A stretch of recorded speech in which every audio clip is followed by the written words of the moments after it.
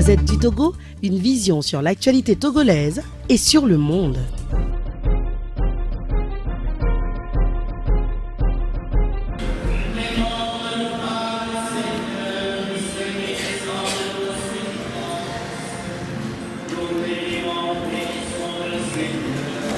Bonjour à toutes et à tous.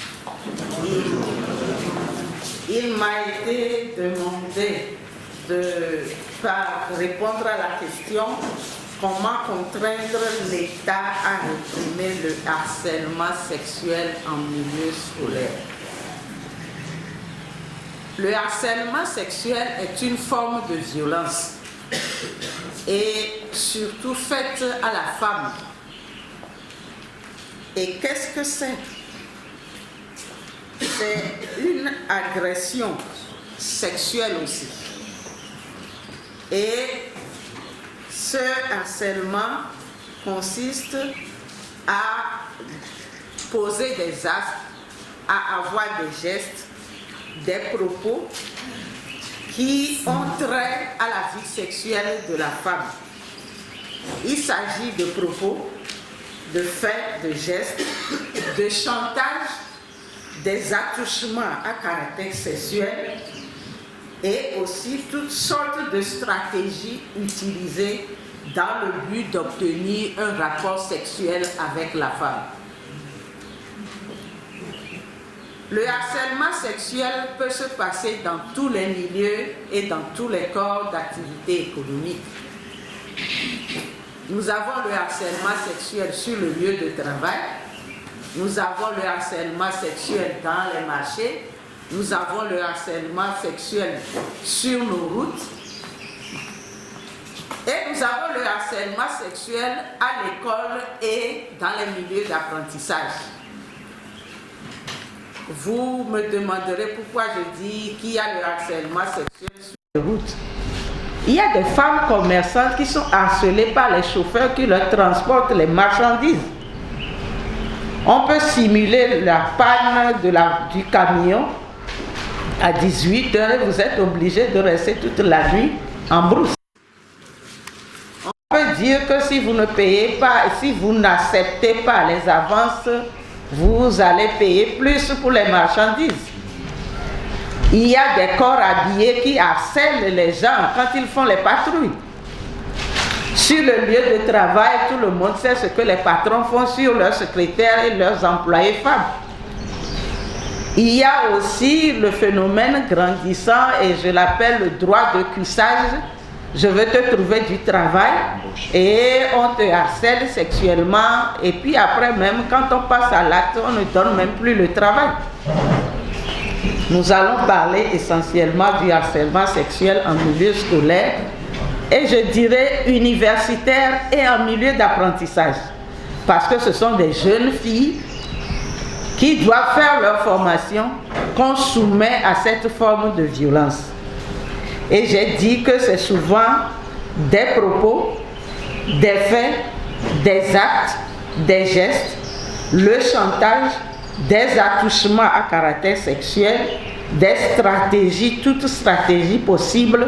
On peut dire de gros mots, on peut insulter, on peut dire tenir des propos malveillants, juste pour que la victime soit fatiguée et cède. Et que l'auteur passe à l'acte. Et donc, ce phénomène existe bel et bien. Et dans le milieu scolaire, universitaire et en milieu d'apprentissage. Nous voyons des enseignants, que s'il y a des enseignants dans la salle qu'ils puissent tolérer qu'on en parle, c'est un fait réel. Et des enseignants qui harcèlent leurs élèves. Nous avons eu des cas de viol d'enseignants sur même des filles de l'école primaire à 8 ans. Oui, cela se passe dans notre pays. Et il y a un environnement propice à cela. Ce sont les filles qui doivent aller déposer les cahiers chez l'enseignant à la maison. Ce sont les filles qui doivent faire la corvée d'eau pour l'enseignant. Ce sont les filles qui doivent balayer la chambre de l'enseignant. Ce sont les filles qui doivent faire la cuisine pour l'enseignant. Donc on crée une atmosphère qui harcèle la fille et qui la pousse dans l'acte en fin de compte. En milieu d'apprentissage, il y a maintenant des patrons d'ateliers. Les filles n'apprennent plus essentiellement chez les femmes. Les filles apprennent aussi chez des hommes. Haute couture, coiffure, menuiserie, maçonnerie. On pose la condition, mais on fait des avances. C'est cette condition, à cette condition-là qu'on va t'apprendre le métier, qu'on va te donner le savoir. Et ceci se passe, nous le savons, mais nous ne réagissons pas. Une fois nous avons réagi, on dit, mais la fille, on va coucher avec elle un jour. Mais si c'est aujourd'hui ou demain, c'est la même chose, non?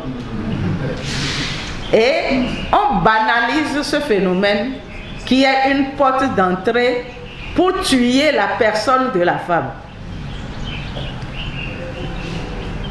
Quelles sont les causes de ce harcèlement sexuel? Elles sont multiples. Il y a l'influence des tabous, des préjugés culturels ancrés dans notre société qui disent que la femme ne doit pas refuser l'avance d'un homme. Quand il y a harcèlement et que la femme réagit, on trouve qu'elle n'est pas normale. On trouve qu'elle n'en a même pas le droit. Dans une salle de classe, un garçon qui touche le sein de la fille, et la fille dit, mais tu ne dois pas faire cela. Il lui dit, mais ceux qui te courtisent là, est-ce qu'ils sont plus beaux que moi? Et il se lève, il gifle la fille. Dans une salle de classe. C'est-à-dire qu'elle n'a pas le droit de refuser qu'on la touche à une partie intime. Et les patrons le font dans le milieu du travail. Nos milieux de travail ne sont pas propices à la place de la femme dans le lieu de travail. Nous prônons le travail des femmes et que les femmes peuvent être dans les lieux, dans les postes de prise de décision. Mais les femmes qui travaillent souffrent. Des fois, il n'y a même pas de toilettes réservées aux femmes sur le lieu de travail. Et la femme peut être dans une toilette et un homme ouvre la porte. Qui la guettait et qui voit qu'elle est partie aux toilettes, il vient ouvrir la porte et tombe sur la femme.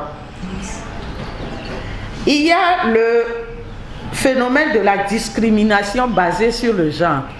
Parce que tu es femme, j'en ai parlé tantôt, tu n'as pas le droit à la parole. Donc tout ce que l'homme fait, tu dois supporter.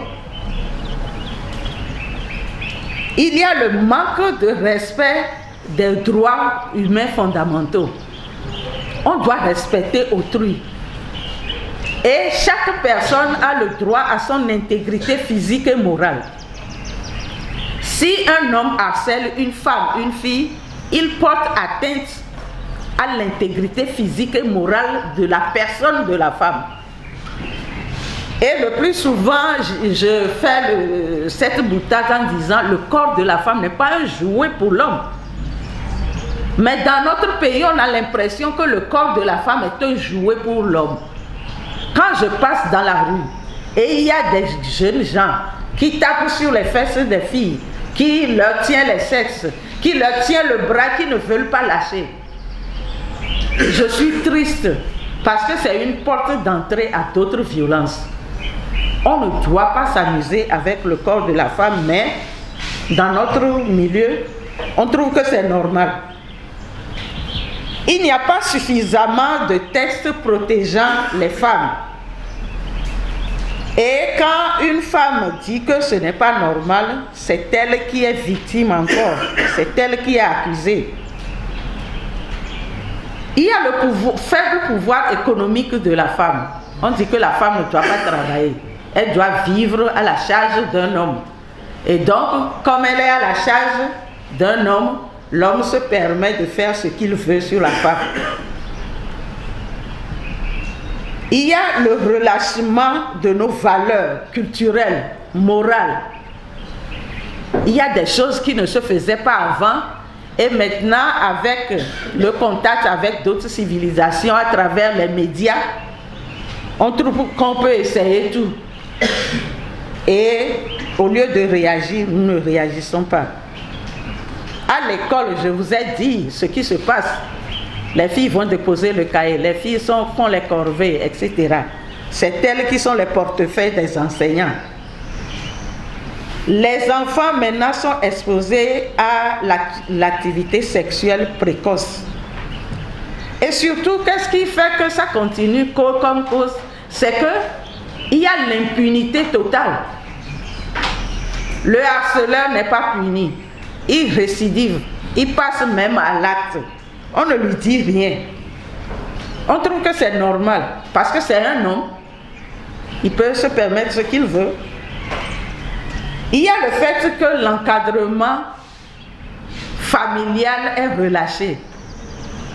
L'autorité parentale actuellement dans notre pays, elle est quoi? Nous constatons qu'il y a beaucoup d'enfants qui ne sont sous aucune autorité parentale. Parce qu'il y a irresponsabilité parentale. Nous constatons de plus en plus que la parenté n'est plus responsable dans notre pays.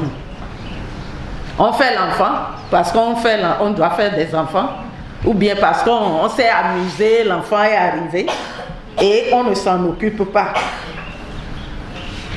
Dans certains cas, ce sont les parents qui sont permissifs, qui laissent les enfants avec les vidéos et autres, et d'autres qui disent que bon, moi j'ai beaucoup souffert, je ne veux pas que mes enfants souffrent. Et on ne suit pas les enfants, on n'exerce pas l'autorité parentale. Il y a le suivisme même des filles. L'autre a tel téléphone, telle gamme, moi aussi je vais la voir. Et on lui dit, mais c'est ce qu'on fait pour la voir. Et elle suit. Le harcèlement sexuel se passe partout, je l'ai dit tantôt. Il se fait aussi au sein de nos familles. Et c'est ça qui prédispose même au harcèlement sexuel et aux violences à l'extérieur de la famille. Quand les frères, les cousins, les oncles trouvent que les filles dans la famille sont leurs jouets et objets sexuels, la fille va trouver que c'est normal. Et quand elle saura que quelqu'un exerce cette violence sur elle, elle va trouver que c'est tout à fait normal. Et quand on constate ces choses à la maison, on ne veut rien dire. On dit que ça va apporter la honte sur la famille, on se tait. Dans la rue, il y a le harcèlement sexuel. Je dis, vous verrez dans la rue, un garçon qui tient le bras fortement d'une fille, la tire, etc. Et nous passons sans rien dire. Sur le lieu de travail, en milieu scolaire, apprentissage, université. Et les conséquences sont graves. C'est pour cela que nous attirons l'attention. Je veux juste tirer quelques conséquences avant de dire pourquoi nous devons amener l'État à lutter contre ce phénomène. Le harcèlement et toute autre forme de violence sur la femme fait perdre à la victime l'estime de soi. Parce qu'elle n'est qu'un jouet. On peut la prendre ici, déposer là-bas, on peut la malmener, on peut la toucher. On dit en éveil à Foisidiamé. Et c'est ça qui se passe. Et les hommes trouvent qu'une femme a été Foisidi. On touche ici, on touche là-bas. Et ce qui fait que la femme perd l'estime de sa personne. Elle perd confiance en elle. Parce que quand elle veut s'opposer, on lui dit, mais toi là, c'est quoi? C'est comme ça que ça se passe, non? Tu es qui? Est-ce que tu es plus belle que les autres que je prends? L'autre conséquence, c'est que les filles abandonnent l'école. Quand elles sont dépassées, elles préfèrent ne plus aller à l'école. Être devant cet enseignant-là tous les jours, ce n'est pas la peine. Et en milieu d'apprentissage aussi. Et à l'université aussi. Que le professeur m'excuse, il y a de ses collègues qui disent si je dois être directeur de ton mémoire, mais voici la condition. Ça passe, c'est un harcèlement jusqu'à ce qu'elle accepte. Et des fois, il y a le déséquilibre psychologique. La fille ne se retrouve plus. C'est qu'elle vise. Elle a peur. Et puis des fois, quand elle en parle, on dit que c'est elle qui n'a pas raison. Elle a honte même d'en parler. Et ça crée la timidité. Et ça pousse même à l'acte sexuel qui peut contaminer la victime ou bien amener des grossesses précoces non désirées et l'avenir de la victime est brisé. La contrainte est que, je disais, dans la plupart des cas, la victime ne peut pas se plaindre. La grande solution, c'est de briser le silence et d'en parler. D'en parler à quelqu'un en qui on a confiance. Et nous devons éduquer les enfants à en parler pour que l'acte ne se perpétue pas. Il y a des mesures pour lutter contre le harcèlement sexuel. Dans notre pays, il y a la loi qui protège les jeunes en milieu scolaire et d'apprentissage de 1986. Il y a le Code du travail qui punit, qui dit comment on sanctionne le harcèlement sexuel en milieu scolaire. Mais c'est que les lois existent et ne sont pas appliquées. Les victimes n'osent pas se plaindre. Et si elle va se plaindre, c'est elle qu'on accuse. C'est parce que tu es tout le temps en mini-jupe, tu as porté collant et que tu provoques les hommes. C'est pour cela que tu subis le harcèlement sexuel. Pour lutter contre le phénomène, je dis le cadre légal est là. Il y a la loi qui punit. Mais c'est que l'environnement n'est pas propice pour que la victime puisse se plaindre et qu'on puisse lui donner justice. Alors, qu'est-ce que nous devons faire?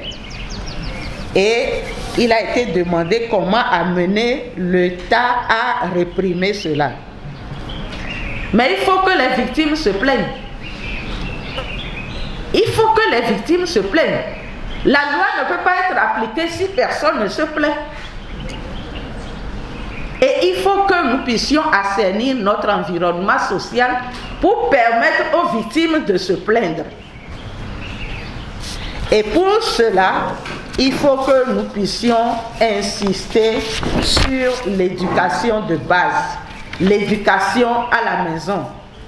Donc sur le plan social, il faut que l'autorité parentale soit accrue, que les enfants se sentent vraiment protégés. Il faut lutter contre certains phénomènes et pratiques de notre société où la femme est l'objet sexuel ou autre de l'homme, où la femme n'a pas droit à la parole. Déjà à la maison, il faut apprendre aux filles à s'exprimer. Quand nous étions jeunes, enfants, on nous disait, quand tu vois un étranger qui te touche, il faut crier, il faut partir. Est-ce qu'on apprend encore ça aux enfants? Il y a aussi le fait de dire aux filles de se plaindre quand quelque chose de ce genre, quand un homme les touche, etc. Même à la maison. Il y a aussi la responsabilisation des enseignants. Nous avons constaté dans notre pays, à un certain moment, on ne recrutait plus que des hommes comme enseignants. Parce qu'on dit que la femme va tomber enceinte, aller en congé de maternité, son enfant va tomber malade, etc. Ça, c'est une discrimination. Et nous acceptons cela. Nous devons arrêter d'accepter ce genre de choses. Dans beaucoup d'écoles privées, on ne recrutait plus de femmes. Et on ne recrute plus de femmes parce qu'on veut être rentable. On veut que quand on paye, que l'enseignant n'aille pas en congé de maternité, etc. Et nous-mêmes qui voulons protéger nos enfants, nous acceptons cela. La maternité n'est pas une maladie. Et la femme ne fait pas l'enfant pour elle seule. Elle fait l'enfant pour la famille et le pays. Et c'est toute la communauté qui doit l'aider à assumer ce rôle. C'est pour cela qu'il y a congé de maternité. Et donc, il faudrait que dans le corps enseignant, il y ait plus de femmes. Il faudrait que les enseignants soient responsabilisés, sensibilisés, formés. Parce qu'ils ont autorité sur la fille à l'école. Et s'ils abusent de leur autorité, c'est le code pénal qui va les rencontrer. Et il faut être franc dans cela. Il y a des enseignants qui m'ont dit une fois, nous ne sommes pas bien payés, alors vous nous refusez aussi de draguer les filles. Je dis, mais c'est un crime. Ce n'est pas elle qui vous a recruté. Il faut aller vers votre employeur pour vous plaindre. Ce n'est pas parce qu'on ne paie pas bien les enseignants que nos filles doivent subir le harcèlement jusqu'au viol. Nous devons assainir l'atmosphère dans nos familles. Il y a beaucoup de cas d'inceste actuellement dans nos familles. Et je dis, si la fille subit cela en famille, elle trouve que c'est normal dehors. Il faut sécuriser l'environnement familial et social. Impliquer les femmes et les filles dans leur propre éducation, leur donner la responsabilité. Mon corps, c'est moi, c'est à moi. Quelqu'un d'autre ne doit pas en user comme il veut. Et l'apprendre aux filles dès le bas âge. Sur le plan national, il faut appliquer les lois. Il faut sanctionner les auteurs. Parce que s'il y a l'impunité, rien ne va changer. Il faut améliorer aussi les produits des médias. Nous devons travailler pour qu'il y ait une censure de ce qu'on met sur nos médias. Les parents vont travailler. Les enfants sont à l'école. Dans la rue, il y a les vidéoclubs. Il y a d'autres qui sont nantis et qui mettent tout à la disposition des enfants et les autres enfants vont regarder les choses chez ceux-là. Je pense qu'il faut aussi pousser l'État à prendre l'Assemblée nationale, à prendre une loi sur l'atteinte à la pudeur. Maintenant, sur WhatsApp, on peut vous montrer n'importe quoi. Et sur notre télé, c'est n'importe quoi que les enfants voient. Alors, je voudrais conclure en disant que nous pouvons amener l'État à réprimer ces actes de harcèlement sexuel. Les parents d'élèves doivent être mis à contribution. On a créé les associations de parents d'élèves dans notre pays. Elles servent à quoi? Elles font quoi? Les parents doivent être amenés à surveiller ce qui se passe à l'école. Les parents doivent voir, surtout dans le milieu rural, comment les enfants vont et reviennent de l'école. Les parents doivent surveiller ce que l'enseignant dit aux enfants de faire, surtout aux filles. Les associations de parents d'élèves et les parents individuellement doivent avoir un œil sur ce qui se passe à l'école. Les organisations de la société civile et surtout celles des femmes doivent travailler à éradiquer ce phénomène. Il faut qu'il y ait une alliance avec les acteurs judiciaires et extrajudiciaires. Une alliance entre les organisations de la société civile, les organisations de défense des droits de la femme, les associations de parents d'élèves. Elles doivent être en alliance avec les acteurs judiciaires et extrajudiciaires. Et nous allons demander aussi au corps judiciaire et aux acteurs extrajudiciaires de contribuer à la lutte contre ce phénomène. Des fois, quand vous allez à la police, à la gendarmerie, on vous dit des choses qui vous coupent le cœur. Une fois, une fille a été violée. Quand on en a parlé, le policier dit, mais toi là, tu dis, tu as 17 ans. En milieu musulman, tu auras déjà marié. Qu'est-ce que tu viens nous dire ici? J'ai eu le cas que les magistrats me pardonnent. d'un juge qui a pris 200 000 pour laisser partir le violeur. Oui, c'est que les parents après ont refusé de continuer la procédure. C'est ça le problème. Moi, je ne peux pas aller me plaindre à leur place. Mais quand eux-mêmes ils disent, mime les dignons,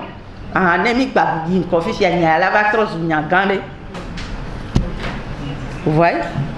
Donc, nous, parents, adultes, nous devons nous lever pour lutter et protéger nos enfants.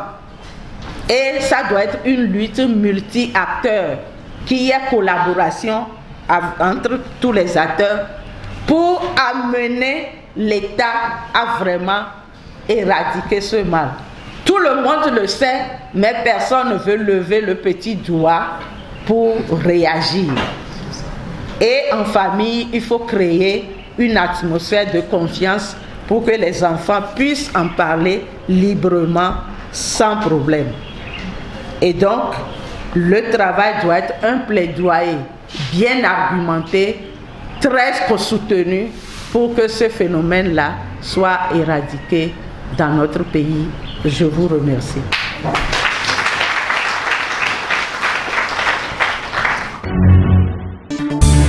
La Gazette du Togo, une vision sur l'actualité togolaise et sur le monde. Rejoignez-nous sur le www.lagazettedutogo.com ou sur nos comptes Facebook, Twitter et YouTube. Pour tout contact, écrivez à contact@lagazettedutogo.com ou appelez le 92 80 88 53. La Gazette du Togo, c'est l'information en continu.